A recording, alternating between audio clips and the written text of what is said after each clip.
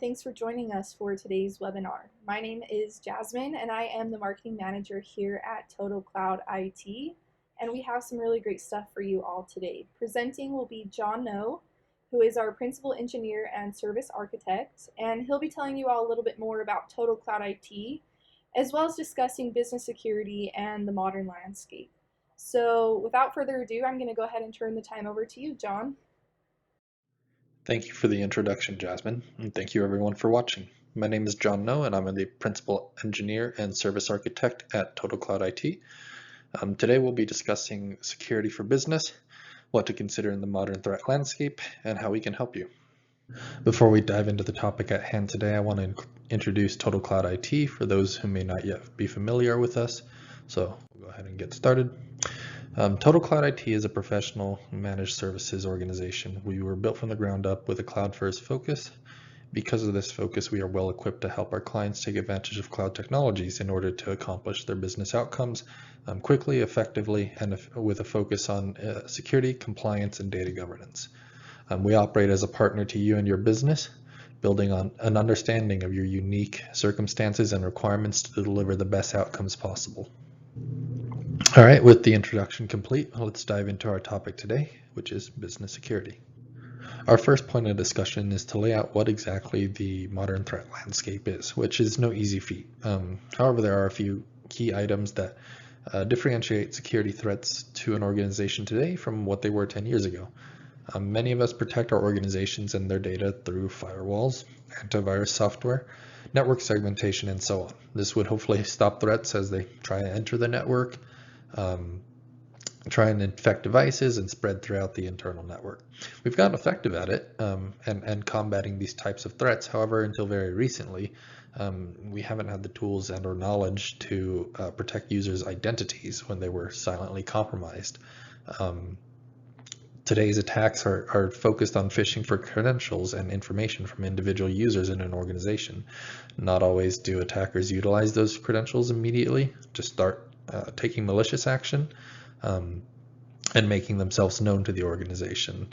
Rather, now they can access the user's resources, where those credentials work, and simply observe the user's access and how the users work with their systems and the people around them. Then with that data in hand, they strike by impersonating the user or interacting with others or systems as that user.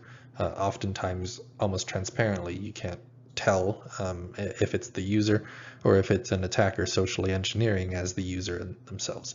So how do we prevent this kind of attack when we don't have a mechanism by which to tell if a user has been compromised or not, because the attack is so transparent? And this is exacerbated by that these attacks are now very focused. Very rarely do we see a successful attack by way of blanketing entire organizations with spam email, with phishing email, but rather attackers now very much spend time to understand the business, understand how they operate, who the people are, what those people's roles are, and how those roles and responsibilities may affect what systems they have access to. And this traditional protection mechanisms such as the antivirus, the network segmentation, the perimeter protection provided through firewalls are no longer quite viable to protect against these kind of threats, because it's very focused and it's very intentional in terms of how they gain access into an organization. And there is something we can do. These attacks rely on organizations becoming comfortable with tried and true security solutions of old, not really looking for those small changes in a user's behavior or usage patterns that would usually be a dead giveaway that something is not right here, and this user is performing an action that's increasing their risk level, but not having a mechanism to track that risk, to make sure that we understand how that user is working or how that user is accessing systems. That is the mechanism by which these attackers rely on us not having in order to get into our organizations and businesses. And then One of the most important points to point out is that attackers are now not only committing, data theft from organizations and causing grief by deleting or losing data, but rather they'll lock the data, they'll remove it and make it inaccessible, and then demand a ransom from an organization, extorting money from an organization to recover that data. So they profit off businesses' inability to recover data, and more often than not, just because you pay them a ransom and potentially recover your data, it's not a guarantee at times as well. You get griefers that simply extort you for money and never actually trade anything back to you. But as well, they may do that as well as sell your data on the black market for organizational data, um, and make money off of your information as well. So detecting the series of events before the data exfiltration and encryption in this kind of attack is key to protecting an organization and its data. So one of the most important and things that we should address first when it comes to increasing our security are identity threats and how to protect against them. Your employees often utilize a set of identities to access your business data and perform their work function. An identity in this context is usually a combination of username and password. Most businesses have a directory of user principals, such as Microsoft's Active Directory.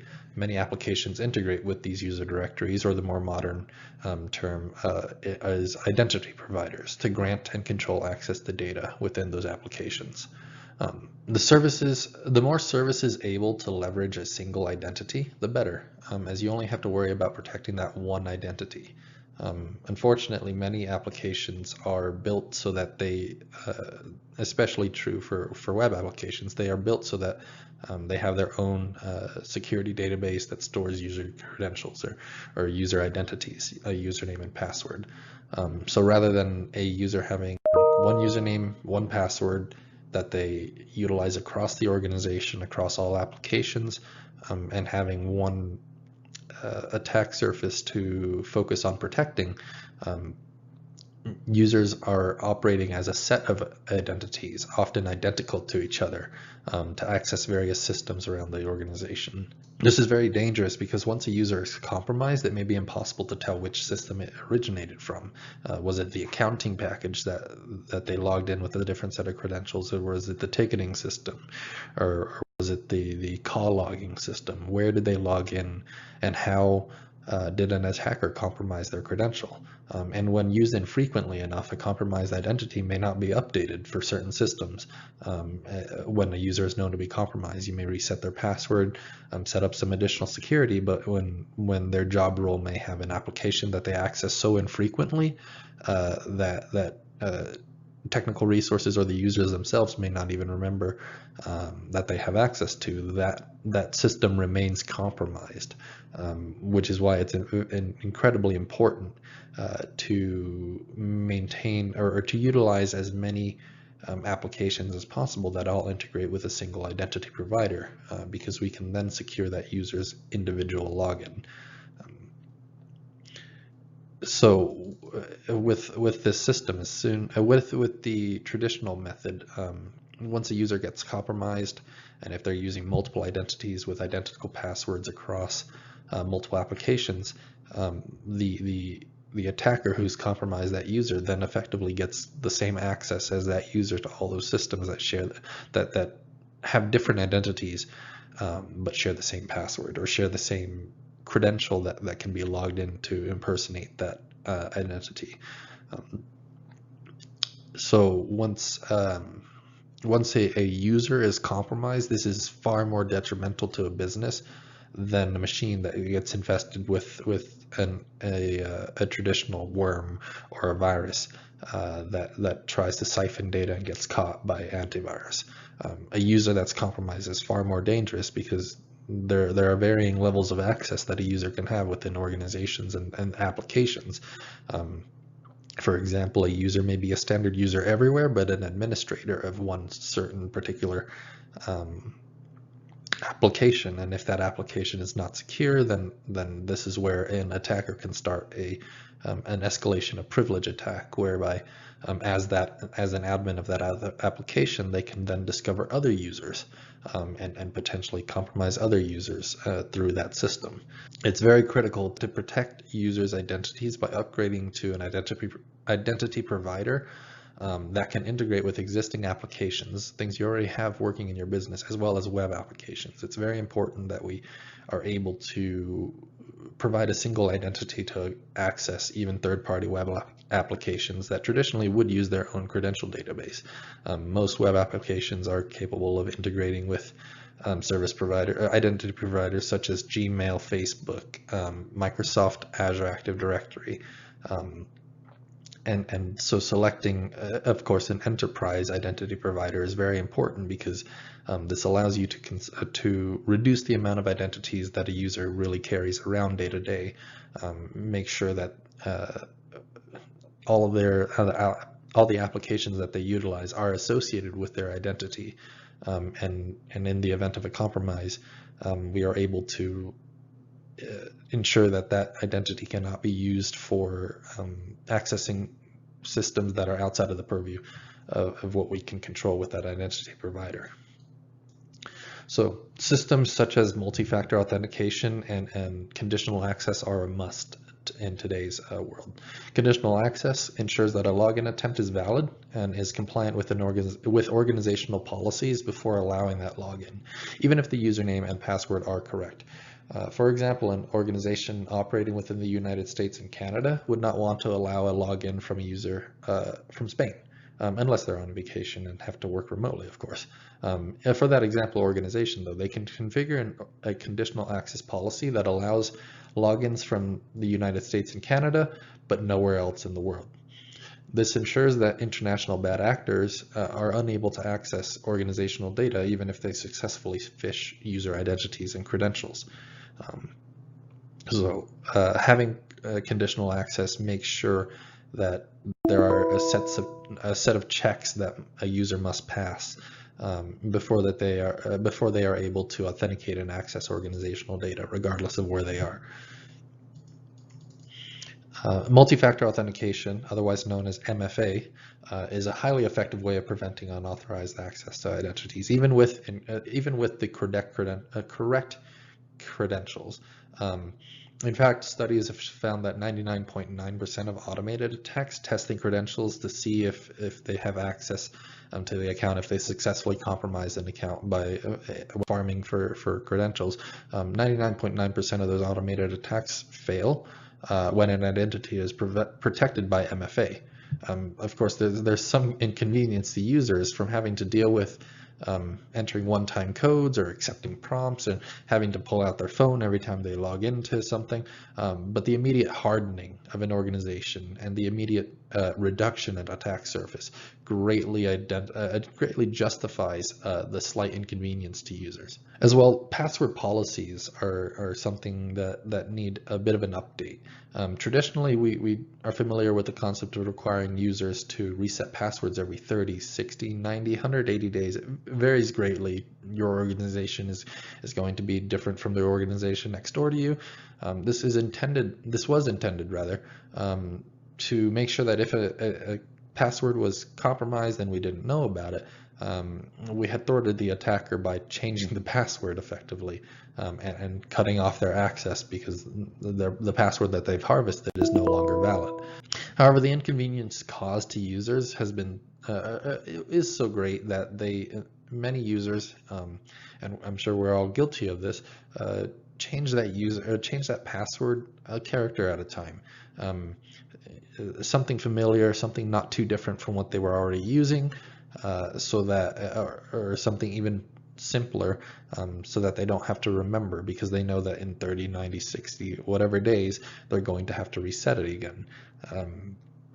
This is extraordinarily insecure because the attacker now basically has the base pattern of a user's password and can very quickly iterate and figure out, okay, what changes would have been likely, and then very quickly compromise the password again with some testing.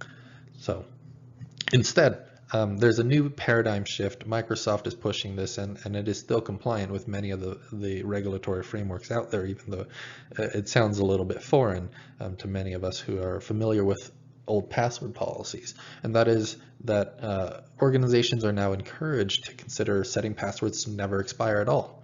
Lowering the complexity. You don't have to put in 4 different types of characters in a password, but increasing the minimum length of a password. So for example, now instead of a password being at least 8 characters long, we'll make a password at least 16 characters long. The reason for this is that users are now not encouraged to set up random strings or little short simple passwords, but to come up rather with a passphrase. Rather than a password, consisting of whole words, consisting of a phrase that's very easy to remember. And the reason this works and is so effective is because a lot of passwords can still be broken with some brute force, some rainbow tables. There's a plethora of methods for cracking passwords by simply guessing and running through all possible iterations until the password is discovered. This cracking method, even with all the additional assistance of patterns and plugins and password cracking algorithms, becomes more and more complex with every character added to a password. So a 10 character password may take 60 days to crack. An 11 character password would take 150 days to crack. A 12 character password suddenly takes 3 years to crack because the complexity is exponential with every character added. So a user with an 8 character password with some symbols is a lot less insecure than a user with a password that says my dog is the best.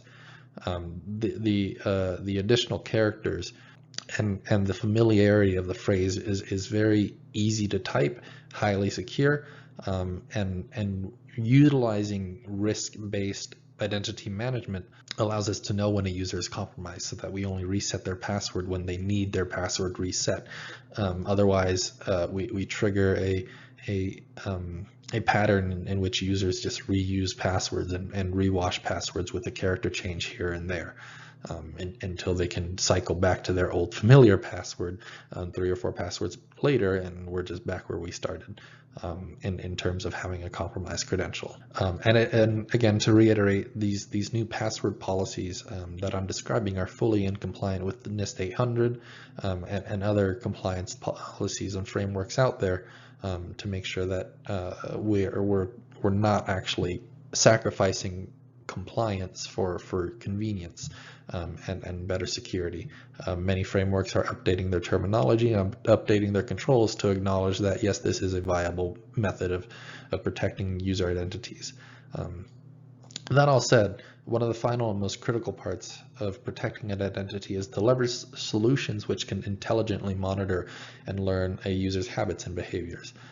Combined with advanced access and audit logging, malicious actions, whether from an insider threat or from an external attacker, can be detected and halted before they can cause any harm to the organization.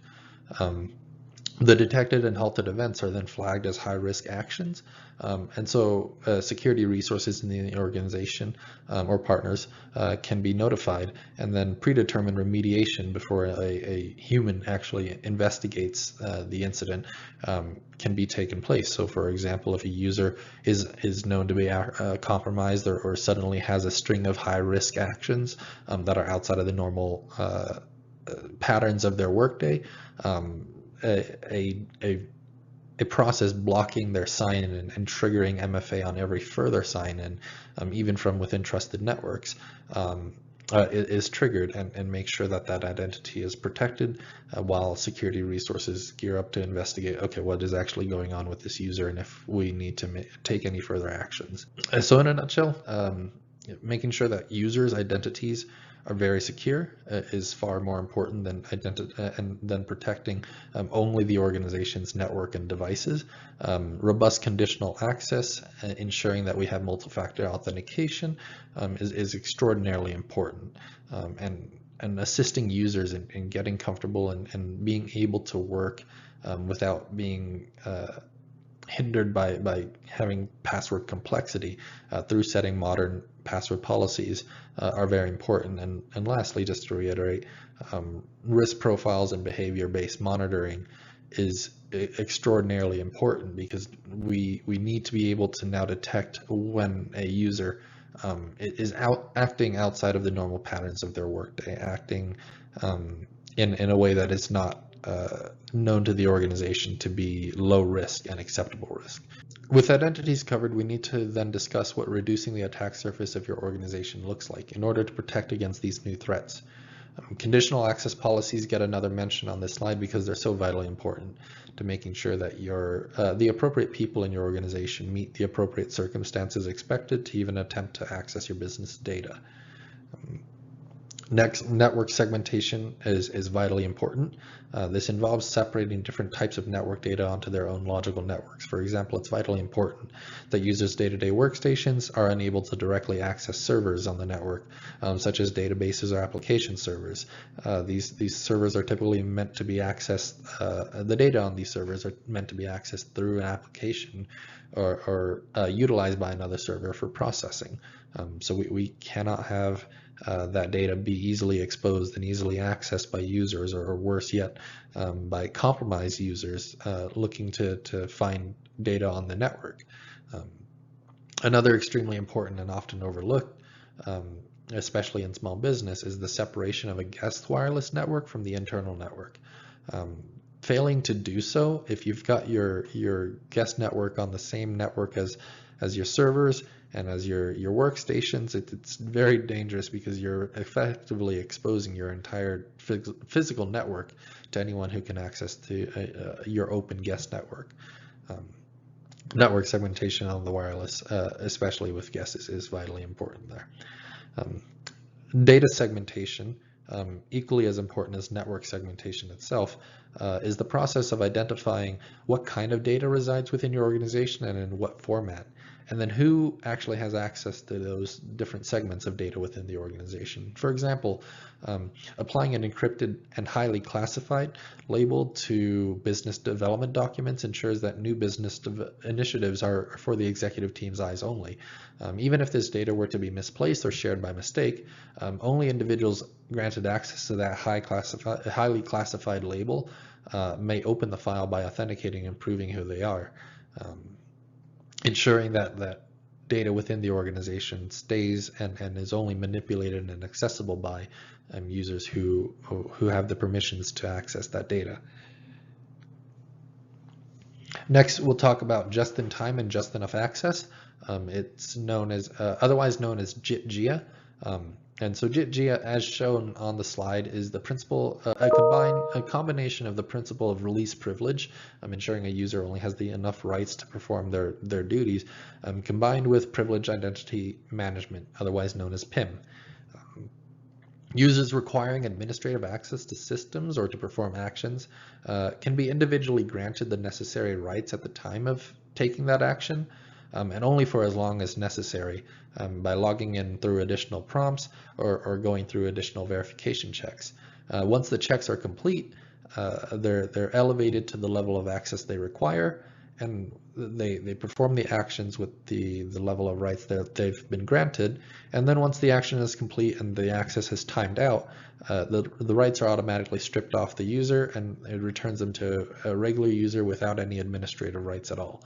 This ensures that a user that has administrative privileges to systems, when compromised, has additional factors and checks that must be met in order for that compromised account to prove that they are authorized to perform administrative actions,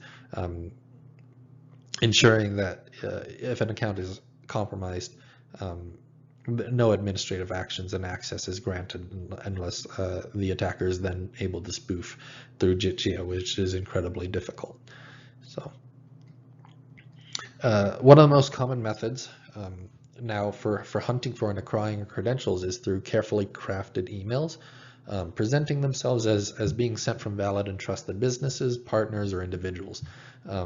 Often a user without a keen eye for details such as misplaced or missing branding, or paying very close attention to the from address on an email that's been very similarly crafted to an official email may not even realize that they're clicking through to a compromised location.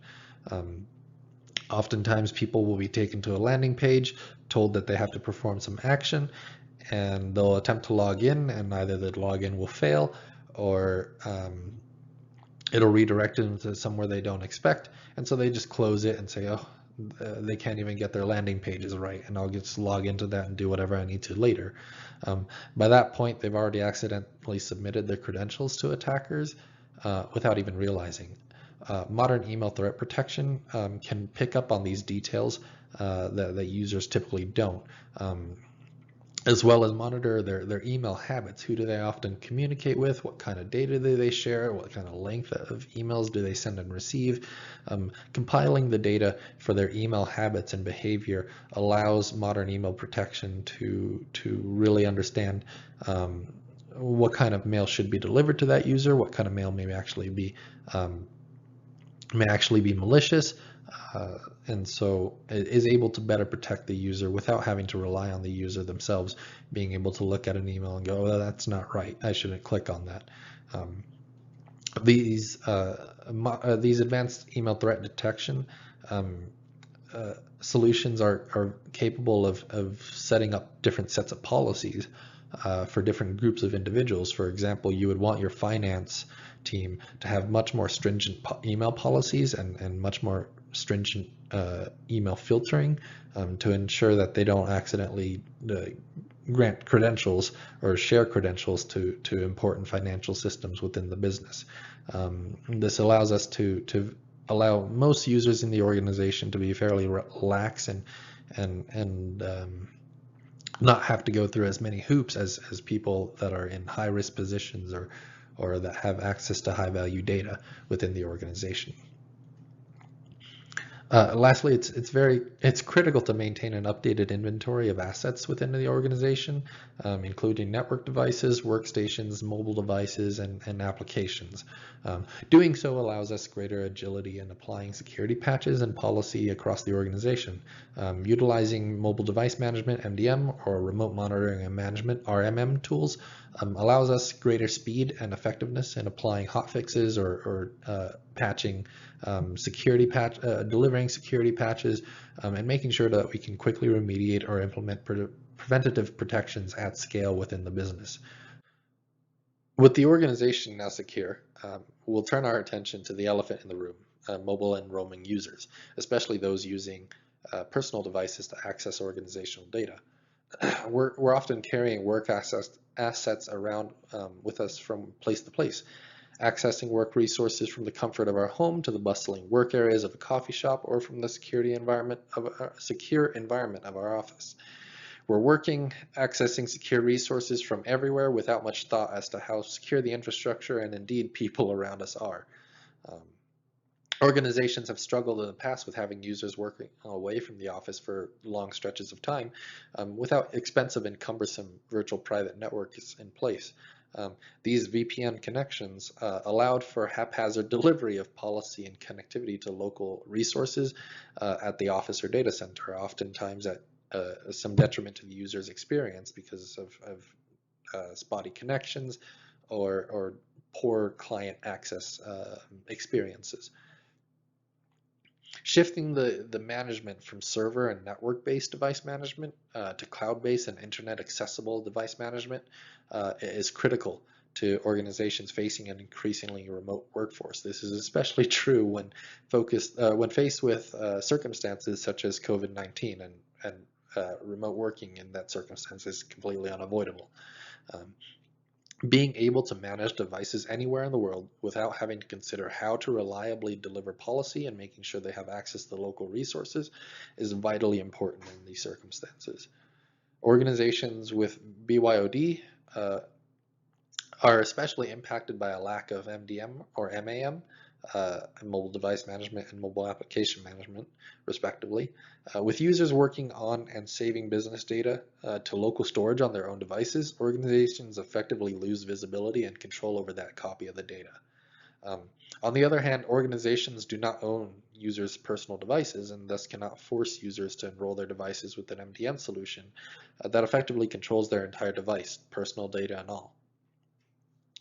This is where MAM comes in, Mobile Application Management. By registering devices with the organization's MAM service, users can delegate control of their device only in the context of working with organization-owned data.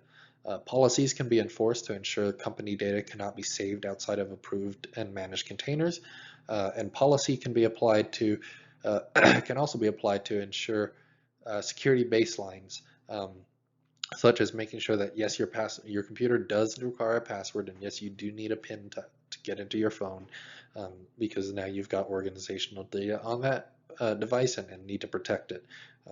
If you don't want to have that kind of inconvenience, then unfortunately you will have to use an organization provided device. So utilizing MAM on personal devices that are enrolled allows us to ensure that we have oversight on the data that's being manipulated and saved to that device.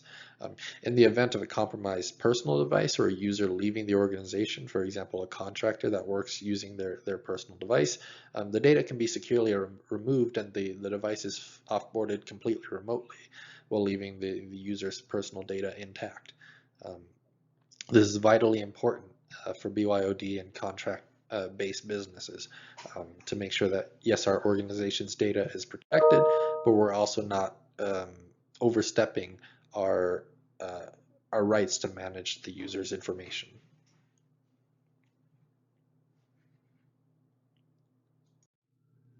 Of course, while the modern threat landscape has changed how we interact with our user identities, made sure we harden our access methods and networks, and manage our devices differently, we cannot forgo endpoint protection technologies. However, the days of installing anti-malware on a device, dusting our hands, and walking away are over. Threats today are extremely sophisticated, and protecting against them has changed as well. A traditional anti-malware software will typically use signatures and definitions of threats to react to a known threat to protect us. How does this software react when a malicious attack that's never been seen before and thus has no signature or definition starts using local applications and services to perform malicious actions on a user's device? This is an area we can no longer be complacent in, as threats have become a lot more cunning and conniving over the last years. It's vitally important to choose a vendor that can detect threats based on behavioral data and anomalous patterns of action. If an unknown attack starts to perform function calls to applications and services to build its own components and embed itself in the system in order to capture or encrypt data in the context of ransomware, it's vitally important that we detect the threat during the first couple of strange actions it takes before it's able to accomplish its first phase of attack. Likewise, users becoming internal threats or insider threats due to becoming disgruntled or from external forces are effectively signatureless threats to the organization. It's important that an endpoint protection solution can detect if a user is acting outside of the normal patterns of their work habits or expected behaviors and are performing actions that may be malicious in order to effectively shut down what that user is doing and alert the organization. Modern endpoint protection solutions are also policy-driven, which allows us to better define and constrain acceptable use on a protected device through delivering controls, technical controls through policy to that actual endpoint protection agent. For example, safe browsing and content filtering have traditionally been enforced at the network perimeter. When a device leaves that network perimeter, unless it's tunneling traffic back to that device at all times, there is no content filtering. If that method is being used, it also leads to a poor user experience because now they've got to hairpin traffic to the local device on the work network and then back. Whereas now with policy definitions within endpoint protection software, we can enable safe browsing and perform content filtering at the endpoint itself, while the content filtering policies and controls within that device are being managed and delivered within the cloud. Another category of protection that traditional anti-malware does not protect against is what are known as potentially unwanted applications. These are otherwise trustworthy applications that have no business being installed within your organization. For example, a remote access and support tool that your organization uses but should not be delivered from an unknown source can be detected and blocked. This then protects that user from emergent and common help desk scams.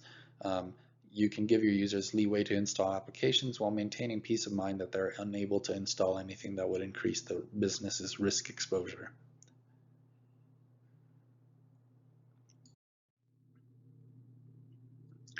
So we've covered several of the security topics that should be top of mind as we navigate today's business world, including identity management, reducing attackers' available paths into your business, protecting organization-owned and personal devices, and preventing modern threats from accessing your devices. So how does Total Cloud IT deliver value to your organization? By helping you accomplish your business goals and outcomes while increasing your security profile.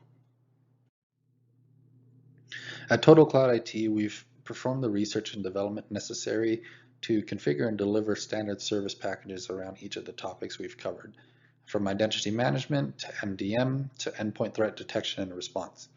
We offer these service packages as a monthly recurring service, continuously managing, monitoring, and adapting our services to your business's needs. While we understand a baseline makes sense for many businesses, each implementation and service delivery cycle can vary from business to business, as no client is alike. We work with you to determine your business goals and our role in making sure you achieve those outcomes while maintaining the best security possible. Our standard quarterly review process allows us to constantly adapt our service delivery and make sure we are aligned with what you are striving to achieve, as well as provide recommendations based on our findings and patterns we've discovered. We do not wait to act, but rather take a proactive approach in order to allow your business to focus on doing business rather than day-to-day information technology and security concerns. We deliver and pivot at scale because of our automation and policy-driven approach, allowing us to implement changes quickly and efficiently, and most importantly of all, with little to no impact and interaction with your users, allowing them to focus on their own incomes and how that impacts your business. We understand that predefined and built packages are not always the best fit for every business, and oftentimes you may need a trusted partner to get you set up and show you the ropes on how to take it forward. We're happy to be that trusted partner to your organization, and we maintain our focus on your business outcomes and how any project or consultation we deliver will allow you to accomplish or move closer to the outcomes or goals you have in mind.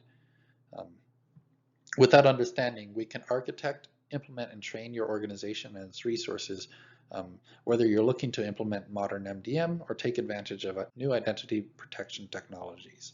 If you're currently in the process of implementing or working with the security topics that we've discussed today and you need a resource to assist you or training on the new systems, we can walk you through a tough concept or have an architectural conversation about your implementation through our consultation hours.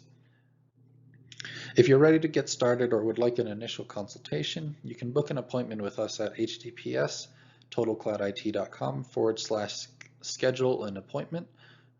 Email us at sales@totalcloudit or call us at 866-410-1356 and select option 1 to speak to a representative.